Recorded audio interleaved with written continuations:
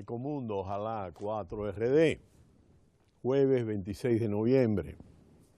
El año avanza y el cuarto trimestre está ya en una fase en el mediano término. Wall Street cerró mixto en el día de ayer, en una semana que tendrá un feriado importante en el día de hoy, que es el día más importante en los Estados Unidos desde el punto de vista festivo, que es el Día de Acción de Gracias, y no se trabaja en la bolsa, y en el día viernes solo se trabaja en media jornada, no con tanto volumen de operaciones. La bolsa cerró mixta, el Dow Jones, su principal indicador, se incrementó apenas un 0,01% hasta 17.813,39, con sobre todo datos dispares sobre la evolución de la economía norteamericana que vamos a ver a seguidas. El Standard & Poor's 500 se redujo un 0,1% hasta 2.088,87, mientras el índice compuesto de Nasdaq aumentó un 0,26% hasta 5.116,14.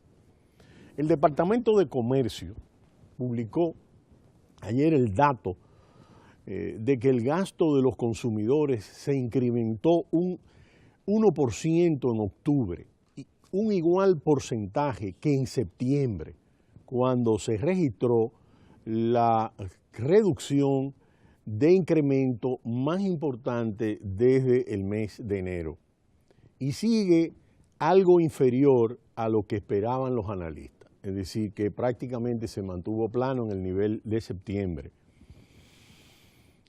Los consumidores aprovecharon el alza de salarios para incrementar sus ahorros a los niveles más altos en casi 3 años, lo que apunta a un incremento moderado en el cuarto trimestre de la economía norteamericana. En el tercer trimestre, en la última revisión que comentamos, se revisó un poquito al alza en relación al dato que se había dado previamente de manera preliminar. El gasto en la economía norteamericana, que responde más de las 2/3 partes de la actividad económica, se ha reducido desde la enérgica tasa anual de 3% que hubo en el tercer trimestre. Es decir que, pese a que hubo esa revisión al alza, sin embargo, el dato de los consumidores presenta esta debilidad.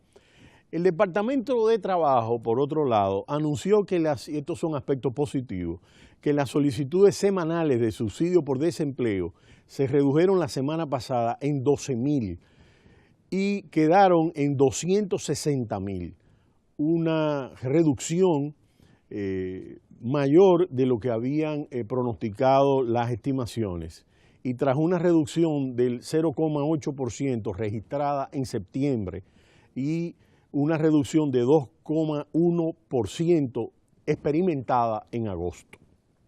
Mientras tanto, las ventas de casas nuevas registró en octubre su mayor ascenso desde comienzos del 2010, con un incremento del 10,7%, después de experimentar una fuerte reducción en septiembre, con lo que el ritmo anual de ventas se situó en unas 495.000 casas nuevas.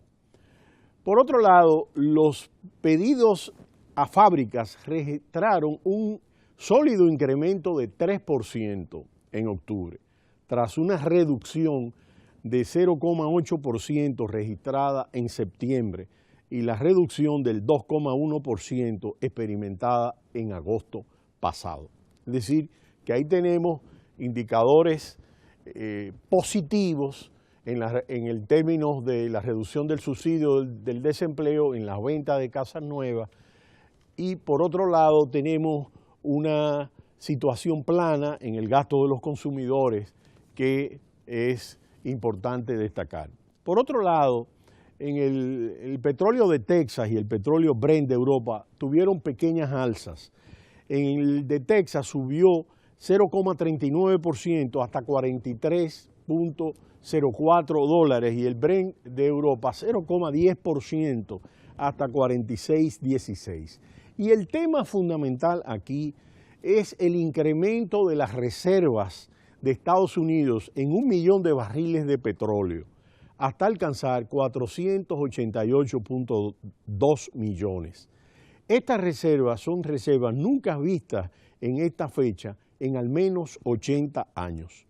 Según datos de la Agencia Internacional de Energía, Estados Unidos se ha convertido en el 10º país del mundo que más petróleo recuperable tiene bajo tierra y mar. Las reservas probadas de petróleo se han incrementado en 2014 en 3.400 millones de barriles, hasta los 39.900 millones de barriles. Con este incremento de Estados Unidos, supera a Nigeria y se convierte en el 10º país con más petróleo bajo sus fronteras. La Agencia Internacional de Energía ha reconocido que en la próxima revisión de las reservas probadas podrían disminuirse por el desplome de los precios del petróleo.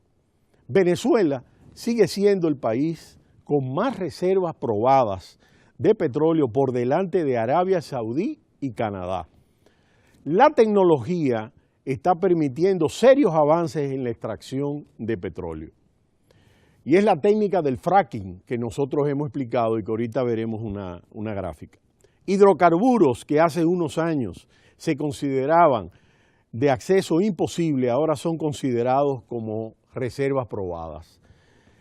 El crudo de aguas ultra profundas se puede aprovechar ahora de forma segura. Ahí vemos cómo a través de una tecnología se puede extraer de aguas profundas el petróleo y es lo que se está implementando en los Estados Unidos y ha permitido incrementar sus reservas de forma notable. De esta manera se puede aprovechar ahora de forma más segura, mientras que técnicas como la fracturación hidráulica permiten la extracción de hidrocarburos de forma rentable. Las reservas probadas, que son aquellas que tienen una certeza razonable y una probabilidad mínima del 90% de que se pueden ser extraídas de forma rentable, utilizando la tecnología disponible en el momento. Esto es lo que se puede llamar reservas probadas. Al mismo tiempo, sopesando un conjunto de datos actualizados sobre la geología, los costes de extracción, los precios de venta y los grados de comercialidad.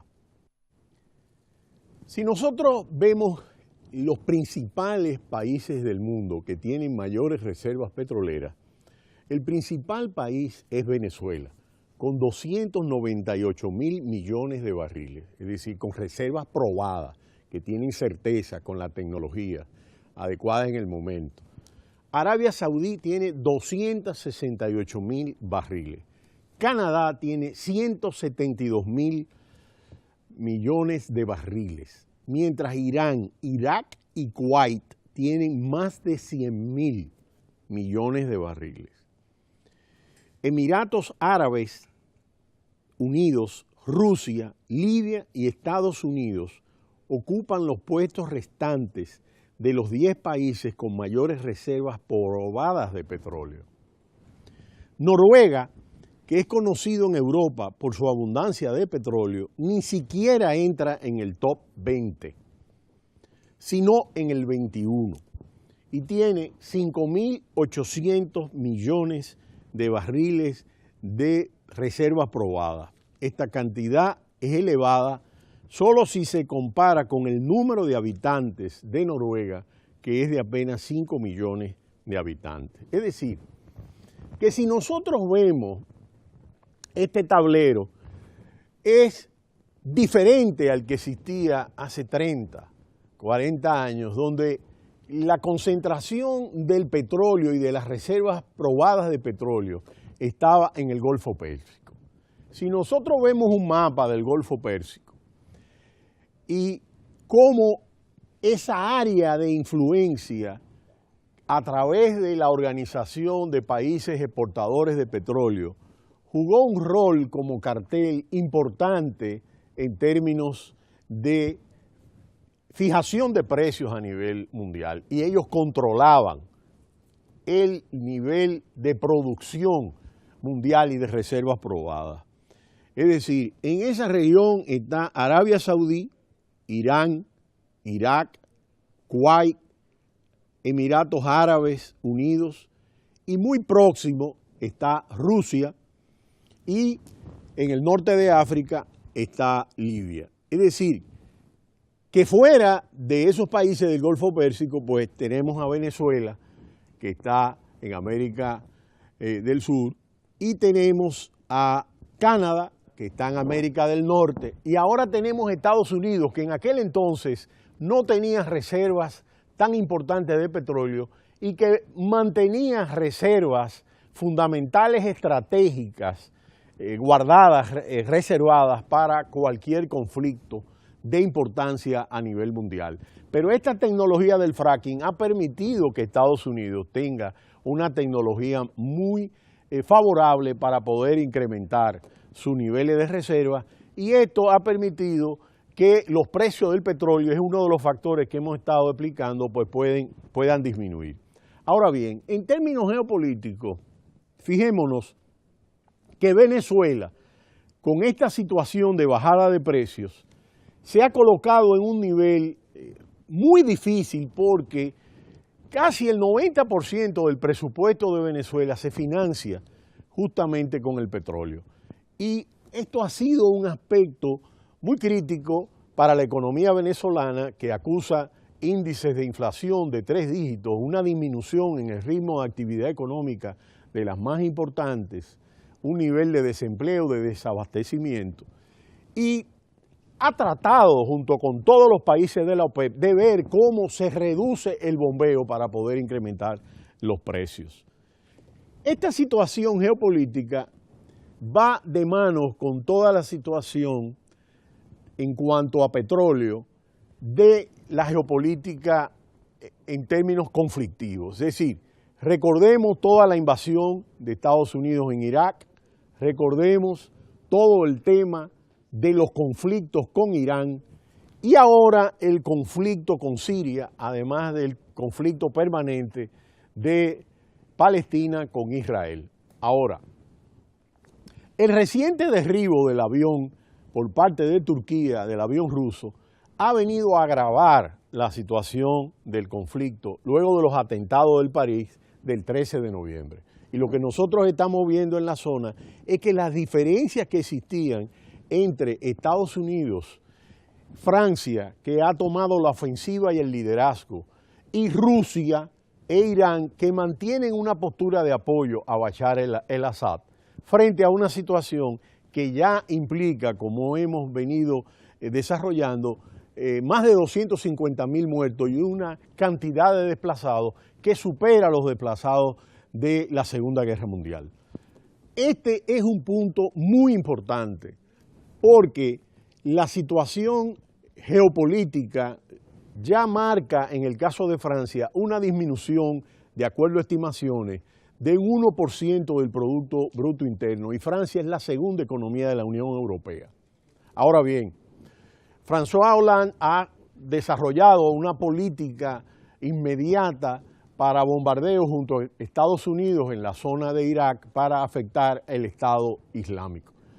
Pero el primer ministro francés, y con esto terminamos, Valls, ha señalado que un aspecto a tomar en cuenta es no solamente el impacto reciente de los atentados de París, sino también la amenaza de posibles atentados en otros países, además de Francia.